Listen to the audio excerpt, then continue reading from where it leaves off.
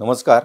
आज आतली बातमी या सेगमेंटमध्ये ज्या गोष्टीवर आपण चर्चा करणार आहोत, तो विषय असा आहे की मुंबईतील राज्यातील एकूण जो काही निवडणुकीचे किंवा किंवा देशातील निवडणुकीचे 2 टप्पे झालेले आहेत. ज्यामध्ये महाराष्ट्रातील पहिल्या टप्प्यामध्ये 5 ज्याची निवडणूक 19 एप्रिल रोजी झाली. त्यानंतर 26 एप्रिल रोजी झालेल्या निवडणुकीमध्ये महाराष्ट्रातील 8 जागांवर निवडणूक झाली आणि आता 7 मे रोजी तिसरा टप्पा होतो आहे. त्यानंतर चौथा टप्पा 13 मेला होतो आहे आणि शेवटचा टप्पा 20 मे रोजी होतो आहे. आज आपण ज्या विषयावरती चर्चा करणार आहोत किंवा आतली बातमी जी दर्शकांपर्यंत सांगणार आहे ती ही आहे की महाराष्ट्रामध्ये किंवा देशामध्ये सर्वदूर एकच नारा सध्या गाजतो आहे भाजपकडून जो दिला जातो आहे तो म्हणजे अब की बार 400 पार किंवा मोदी की गॅरंटी. हे असं असतेवेळीसुद्धा मुंबईतील ज्या 6 जागा आहेत त्यातील 3 जे विद्यमान भाजपचे खासदार होते, ज्यामध्ये उत्तर पूर्वमधून मनोज कोटक, उत्तर मध्यमधून पूनम महाजन आणि उत्तर लोकसभा मतदारसंघातून गोपाळ शेट्टी, भाजपला हे तिन्ही उमेदवार बदलावे लागले. भाजपने या तिन्ही उमेदवारांचा पत्ता कट करत नवीन 3 चेहरे दिले. त्यातील 2 गुजराती भाषिक आहेत आणि गुजराती भाषिक यांना तिकीट दिल्यामुळे वारंवार टीका होत होती गेल्या काही दिवसांमध्ये. त्यामुळे आता त्यांनी उत्तर मध्यमधून पूनम महाजन यांच्याऐवजी ज्येष्ठ वकील किंवा जे कायम महत्त्वाच्या केसेस जे हाताळतात जळगावचे निवासी असलेले ॲडव्होकेट उज्ज्वल निकम यांना उमेदवारी दिलेली आहे. आता हे 3 खासदार जर मोदीजींची गॅरंटी जर चालणार असेल तर या 3 खासदारांना बदलण्यामागचं कारण काय? असं काय घडलं की भाजपच्या म्हणजे देशाच्या आर्थिक राजधानी मुंबईमधून तिन्ही खासदार, बरं यापैकी जे 2 खासदार आहेत म्हणजे गोपाळ शेट्टी आणि पूनम महाजन हे 2014 आणि 2019ला म्हणजे 2 वेळा निवडून आले होते. तिसऱ्यांदा हॅट्रिक करण्याच्या विचारात असताना भाजपने त्यांना तिकीट नाकारलं. आता तिकीट नाकारण्यामागची नक्की कारणं काय आहेत आणि भाजपला असं का वाटत होतं की पूनम महाजन, गोपाळ शेट्टी किंवा मनोज कोटक यांना जर पुन्हा एकदा जर आपण उमेदवारी दिली लोकसभेची तर ते निवडून येऊ शकत नाही. खोलात जाऊन ज्यावेळी आपण विचार करतो त्यावेळी लक्षात येतं की सध्या भाजपने ज्या पद्धतीचा जो काय प्रचार चालू आहे म्हणजे विकास, नोकऱ्या, महागाई यावरती कोणताही प्रचार केला जात नाही, भाजपकडून केला जात नाही, म्हणून त्याला विरोधकांकडून त्याला काउंटर केलं जात नाही. त्यामुळे आता पुन्हा एकदा हिंदुत्व, धर्म, हिंदू मुस्लिम किंवा शिळ्या कढीला ऊत म्हणजे 2019 पासून सत्तांतर जी झाली त्या सत्तांतराच्या वेळी कोणी काय काय सांगितलं, बंद दाराआड चर्चा काय झाल्या किंवा शरद पवारांच्या संमतीने आम्ही सकाळचा शपथविधी केला अशा पद्धतीचं वक्तव्य आता उपमुख्यमंत्री असलेले अजित पवार यांना करावंसं वाटलं किंवा अनेकदा शरद पवार यांच्याकडे असलेले ते पत्र आमच्याकडे आहे ते आयत्या वेळी आम्ही ते दाखवू अशा पद्धतीच्या वल्गना आता अजित पवार गटाकडून केल्या जात आहेत. तर शरद पवार गटाकडून सुद्धा वारंवार त्याच गोष्टी सांगितल्या जातात आणि स्वतः शरद पवार हे या प्रचारामध्ये अग्रेसरपणे उतरल्यामुळे आता महाराष्ट्रामध्ये काटेकी टक्करची निवडणूक आता दिसायला लागली आहे. याचं कारण आहे की महाविकास आघाडीने साधारण 15 दिवसापूर्वीच त्यांच्या सोबत असलेल्या म्हणजे 48 मतदारसंघाची जी काही विभागणी केली त्यानुसार शिवसेनेला 21 जागा, काँग्रेसला 17 जागा आणि राष्ट्रवादी काँग्रेस शरदचंद्र पवार गटाला 10 जागा दिल्या. आज म्हणजे निवडणुकीत 5व्या टप्प्याची निवडणूक अर्ज भरण्यासाठी 3 मे ही शेवटची तारीख आहे. आज 29 तारीख आहे, उद्या 30 तारीख आहे. 1 मेला महाराष्ट्र दिनानिमित्त उमेदवारी अर्जासाठी सुट्टी आहे. म्हणजे केवळ 3 दिवस शिल्लक असतानासुद्धा मुंबईतील तिन्ही जागांवरती अजून उमेदवार देता आलेले नाहीत. म्हणजे त्यामध्ये दक्षिण मुंबई आहे, त्यामध्ये उत्तर पश्चिम मुंबई आहे आणि त्यामध्ये महाविकास आघाडीला पियुष गोयल यांच्या विरोधात जो उत्तर म्हणजे गोपाळ शेट्टींच्या ठिकाणी आता पियुष गोयल आहे त्या ठिकाणी महाविकास आघाडीने अजून आपला उमेदवार दिलेला नाही. या 3 जागा झाल्या. त्याशिवाय ठाणे, पालघर आणि नाशिक या जागांचाही त्रांगडं तसंच ठेवण्यात आलेलं आहे. आपला जो मूळ विषय आहे की भाजपने मुंबईतील तिन्ही खासदारांचा पत्ता कट केला. तो पत्ता कट करण्याची कारणं काय? ज्यावेळी आतली बातमी या अंतर्गत ज्यावेळी आपण थोडासा खोलात जाऊन ज्यावेळी विचार केला किंवा काही लोकांशी आपण ज्यावेळी चर्चा केली, त्यावेळी लक्षात आलं की कार्यकर्त्यांशी उद्धट वर्तन तसंच जनतेशी म्हणजे नीट न बोलणं हे तिन्ही मुंबईतील भाजपच्या खासदारांना भोवलेलं आहे आणि त्यामुळेच वारंवार सूचना देऊनही म्हणजे त्या पूनम महाजन असू देत, गोपाळ शेट्टी असू देत किंवा मनोज कोटक असू देत. यापैकी मनोज कोटक यांच्या बाबतीत जे काय भाजपचे ज्येष्ठ नेत्यांचे जे काही निरीक्षण किंवा अहवाल होते त्यामध्ये या काही गोष्टी होत्या. काही आर्थिक व्यवहार मध्ये अनियमितता आढळली होती. तसेच काही व्यावसायिकांशी त्यांचे असलेले संबंध आणि कार्यकर्त्यांशी वर्तनाबाबत ते कायम वादातीत राहिले. त्यामुळे अशा प्रकारच्या तक्रारी ह्या मनोज कोटक यांच्या बाबतीमध्ये करण्यात आल्या होत्या. तर पूनम महाजन यांच्या बाबतीत तेच होतं की त्यांचा मतदारसंघामध्ये फारसा संपर्क नव्हता. त्या कायम उद्धटपणे जनतेशी किंवा कार्यकर्त्यांशी वागत असत, उपलब्ध होत नसत. तसाच कोणी जर फोन केला तर त्यांचा दूरध्वनीही म्हणजे फोनसुद्धा घेत नसत. या तक्रारी कार्यकर्त्यांच्या आणि पदाधिकाऱ्यांच्या होत्याच. तसेच प्रदेश पातळीवरच्या ज्या काही बैठका होत किंवा ज्या काही महत्त्वाच्या निर्णयासाठी ज्या काही कोर कमिटीच्या मीटिंग होत त्यामध्ये त्या गैरहजर राहत आणि त्यांचा जो पी ए होता स्वी सहाय्यक यांच्या स्टायला फंक्शनिंगबद्दल सुद्धा अनेक तक्रारी गेले काही महिने काही वर्ष हे होतं. त्यामुळे पूनम महाजन यांच्या बाबतीत तोच प्रकार होता म्हणजे उद्धट वर्तन. तर गोपाळ शेट्टींच्या बाबतीत बोलायचं झालं तर गोपाळ शेट्टी हे नगरसेवक, आमदार आणि खासदार असा त्यांचा चढता क्रम होता. मात्र हे असतेवेळीसुद्धा ते अत्यंत फटकळपणे कार्यकर्त्यांशी किंवा जनतेशी बोलायचे. तसंच जर त्यांच्याकडे जर कोणी काही विषय घेऊन जर गेला तर त्याचा पाणउतारा करायचे. त्यामुळे कार्यकर्त्यांच्या ह्या विविध तक्रारी ह्या गोपाळ शेट्टींच्या बाबतीमध्ये होत्या. कामामध्ये मात्र वाघ असलेले गोपाळ शेट्टी हे त्यांच्या म्हणजे कार्यकर्त्यांशी ते नीट बोलत नसल्यामुळे त्यांना आपली सीट ही गमवावी लागली. आता साधारण आता एप्रिल महिन्यामध्ये निवडणुका सुरू आहेत. म्हणजे एप्रिल मध्ये आपले ऑलरेडी 2 टप्पे झाले आहेत. तिसरा टप्पा 7 मेला आहे, चौथा टप्पा हा 13 मेला आहे आणि 5वा टप्पा महाराष्ट्रातील हा 20 मे रोजी आहे आणि देशामध्ये जो 6वा टप्पा जो होणार आहे तो 1 जून रोजी आहे. महाराष्ट्रामध्ये 5 टप्प्यामध्ये होतेवेळी आतापर्यंत 13 जागांवरती निवडणुका झालेल्या आहेत.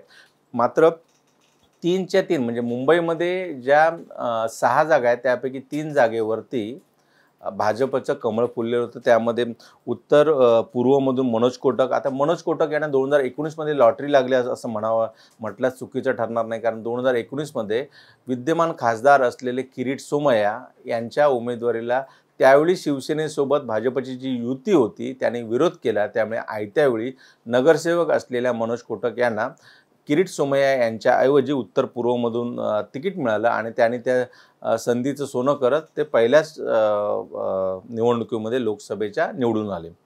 त्यामुळे मनोज कोटक यांनी मागील 5 वर्षांमध्ये त्यांच्या बाबतीत सुद्धा याच गोष्टी होत्या. ते कार्यकर्त्यांशी नीट बोलत नसत.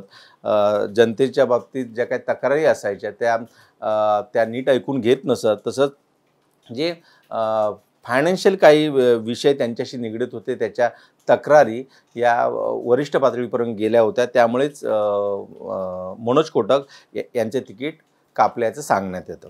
तर दुसऱ्या ज्या उत्तर मध्यमधून पूनम महाजन आता पूनम महाजन यांनी 2009 साली आमदारकीची निवडणूक लढवली होती. तिथून त्यांना पराभव झाला होता. मात्र 2014 आणि 2019 मध्ये त्यांनी काँग्रेसच्या खासदार असलेल्या म्हणजे विद्यमान खासदार असलेल्या प्रिया दत्त यांचा पराभव केला होता. मात्र मागील 10 वर्षांमध्ये त्यांचा मतदारसंघामध्ये हवा तेवढा त्यांचा प्रचार आणि प्रसार नव्हता. प्रमोद महाजन म्हणजे भाजपचे ज्येष्ठ नेते म्हणजे जर भाजपचा सुवर्णकाळ जो आता दिसतोय तो सुवर्णकाळ येण्यासाठी ज्यांनी खस्ता खाल्या त्यामध्ये माजी पंतप्रधान अटल बिहारी वाजपेयी असतील, माजी उपपंतप्रधान लालकृष्ण अडवाणी असतील. तर तिसरं नाव जे त्यांच्या तोडीने घेतलं जातं ते म्हणजे स्वर्गीय प्रमोद महाजन यांचं. यांनी पक्ष वाढवण्यासाठी खूप काही गोष्टी केल्या. महाराष्ट्रामध्ये असू देत, मुंबईमध्ये असू देत किंवा देशामध्ये. आणि ज्यावेळी अटल बिहारी वाजपेयी यांचं सुरुवातीचं 13 दिवसांचं, नंतर 13 महिन्याचं आणि नंतर साधारण 5 वर्ष जे सरकार होतं त्यामध्ये ते सरकार आणण्यामध्ये प्रमोद महाजन यांचा सिंहाचा वाटा होता. आता महाराष्ट्रातील भाजप म्हटल्यावरती प्रमोद महाजन आणि गोपीनाथ मुंडे यांची जोडगोळी होती. असं असतानाही प्रमोद महाजन यांच्या कन्येचं तिकीट कापणं हे थोडंसं पक्षासाठी थोडासा गंभीर विषय होता. मात्र पूनम महाजन यांच्या बाबतीत वारंवार ज्या काही तक्रारी येत होत्या त्या म्हणजे जनतेशी आणि कार्यकर्त्यांशी त्या डिस्कनेक्ट होत्या, त्या फारशा संपर्कात नव्हत्या, त्या उद्धटपणे वागत होत्या, उपलब्ध होत नव्हत्या, फोन घेत नव्हत्या, अशा अनेक तक्रारी कार्यकर्ते आणि पदाधिकाऱ्यांच्या असल्यामुळे त्यांचं सुद्धा तिकीट कापण्यात आलं आणि प्रदेश पातळीवरच्या बैठकांना त्या अनुपस्थित असायच्या. अशा पद्धतीचे अहवाल हे केंद्रीय निवडणूक समितीकडे ह्या महाराष्ट्रातील राज्याकडूनच जे काय वरिष्ठ नेते आहेत भाजपचे त्यांनी दिलेले होत्या. तसेच त्यांचे स्वीसहायक म्हणजे पी ए जे होते त्यांच्या बाबतीत सुद्धा अनेक तक्रारी होत्या. त्यामुळे निवडणुकीच्या काळामध्ये ज्या गोष्टी लागतात उमेदवारी मिळवण्यासाठी ह्या सर्व पूनम महाजन यांच्याही विरोधात गेल्या होत्या. त्यामुळे वारंवार बघा म्हणजे उमेदवारी अर्ज भरण्याच्या शेवटचा दिवस असण्याचे 4 दिवस अगोदर उज्ज्वल निकम ज्येष्ठ विधिज्ञ ज्येष्ठ वकील उज्ज्वल निकम यांची उमेदवारी जाहीर झालेली आहे. तसं म्हटलं तर उज्ज्वल निकम यांचा उत्तर मध्य मतदारसंघाशी तसा काही संबंध नाही. मात्र तरीही भाजपने म्हणजे 2 गुजराती उमेदवार दिल्यामुळे मराठी उमेदवार का देत नाही भाजपला मराठी माणसांशी किंवा मराठी जनतेशी काही त्यांना प्रेम नाही का अशा पद्धतीची टीका ही वारंवार होत होती. विरोधकसुद्धा या एकूण गोष्टीचा प्रचारामध्ये उल्लेख करत होते. मग अखेर सरतेशेवटी उज्ज्वल निकम यांना उत्तर मध्यमधून उमेदवारी दिली आहे. त्यामुळे मनोज कोटक यांचा चेहरा बदलला आहे. त्या ठिकाणी मिहीर कोटेचा आता ज्यांना उमेदवारी मिळाली ते आमदार आहेत. मिहीर कोटेचा त्यांचा कनेक्ट जास्त आहे. तिथे जे काय घाटकोपर किंवा मुलुंड हा जो काय गुजराती बहुल समाज आहे त्या ठिकाणी मिहीर कोटेचा यांचं चांगलं काम आहे आणि मिहीर कोटेचा हे मितभाषी म्हणून ओळखले जातात. सदैव लोकांच्या संपर्कात असतात. त्यामुळे मनोज कोटक यांची तिकीट कापून तिथे मिहीर कोटेचा यांना दिले आहे.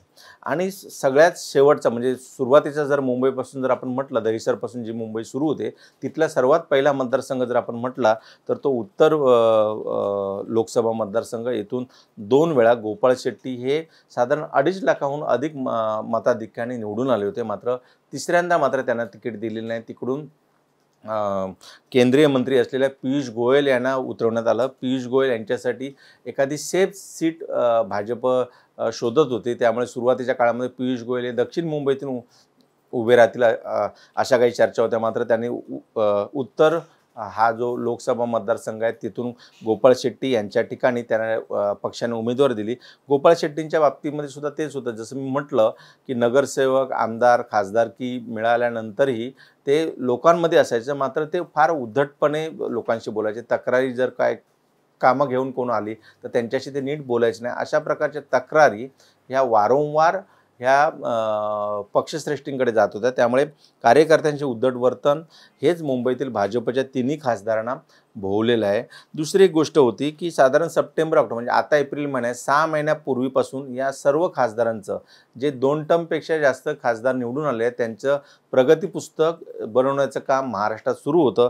आणि ते प्रगती पुस्तक उपमुख्यमंत्री देवेंद्र फडणवीस आणि महाराष्ट्राचे प्रभारी असलेले शिवप्रकाश यांनी बनवलं होतं. त्यामध्ये ह्या सगळ्या गोष्टी होत्या की ते मतदारांशी कसे वागतात, पुन्हा निवडून येऊ शकतात का, जनतेच्या काही तक्रारी आहेत का आणि खात्री काय पुन्हा निवडून येण्याची, असे अनेक पॅरामीटर तिकीट देण्यासाठी होते. या सर्व पॅरामीटरमध्ये हे 3 खासदार म्हणजे पूनम महाजन असू देत, गोपाळ शेट्टी असू देत किंवा मनोज कोटक हे फेल गेले. आणि त्यामुळेच भाजप पुढे विद्यमान खासदारांचं तिकीट कापण्याची नामुष्की आली.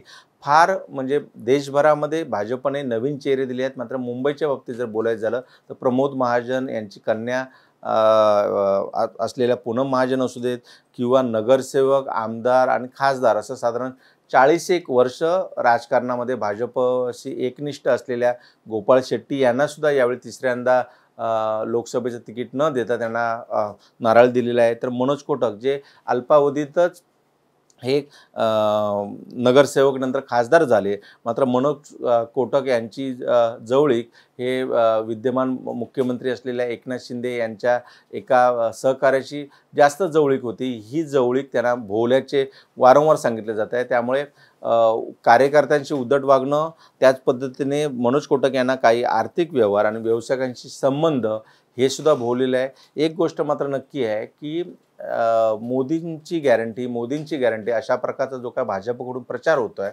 मात्र मोदींची गॅरंटी असूनही हे जर 3 खासदार जर निवडून येऊ शकत नसतील तर निश्चितपणे भाजपचा हा जो स्लोगन आहे तो नक्कीच विचार करण्यासारखा आहे. त्यामुळे अबकी बार 400 पार करण्यासाठी भाजपने प्रत्येक सीटवरती आपण बघितलं असेल की ज्या पद्धतीने आज पंतप्रधान नरेंद्र मोदी हे महाराष्ट्रामध्ये 3 सभा घेत आहेत, उद्या पुन्हा 3 सभा घेतील. त्यामुळे एक प्रकारे भाजपसाठी महाराष्ट्र च्या ज्या 48 सीट आहेत किंवा महाराष्ट्रामधून जो काही फीडबॅक येतो, महाराष्ट्रामधून जे काही सर्वे येतात तो तेवढासा सकारात्मक नाही आहे. भाजपसाठी तो नकारात्मक दिसतो आहे. त्यामुळे वारंवार पंतप्रधान नरेंद्र मोदी आणि केंद्रीय गृहमंत्री अमित शहा यांच्या बैठका होत आहेत. एक मात्र नक्की आहे, जर तुम्ही मतदार म्हणून किंवा जर लोकप्रतिनिधी म्हणून मतदारांशी जर उद्धटपणे जर बोलत असाल, मतदारांची कामं करत नसाल, मतदारांची गाऱ्हाणे ऐकत नसाल तर तुम्हाला तिकीट मिळू शकत नाही. हा एक मेसेज मात्र BJPने दिलेला आहे. हा नक्की मेसेज त्यासाठी त्यांचे तिघांच्या तिकिटी जे काय कापल्या, जे काय सांगितलं जात आहे की त्याला अजून काही वेगळी किनार आहे. हे मात्र ज्यावेळी निवडणुकीचा निकाल म्हणजे या 3 जागा ज्या शुअर शॉट जागा BJPच्या होत्या त्या जर जागा पुन्हा जर निवडून आल्या म्हणजे चेहरे बदलून सुद्धा कमळ चिन्हावर निवडून येऊ शकतात, अशा पद्धतीचा एक संदेशसुद्धा भाजपला द्यायचा आहे. अशाच प्रकारच्या आतल्या बातम्यांसाठी आपण MyMahaNagar.com ला लॉग इन करा. आमचं MyMahaNagar live YouTube channel subscribe करा. आम्हाला X आणि फेसबुकवरती फॉलो करायला विसरू नका. धन्यवाद.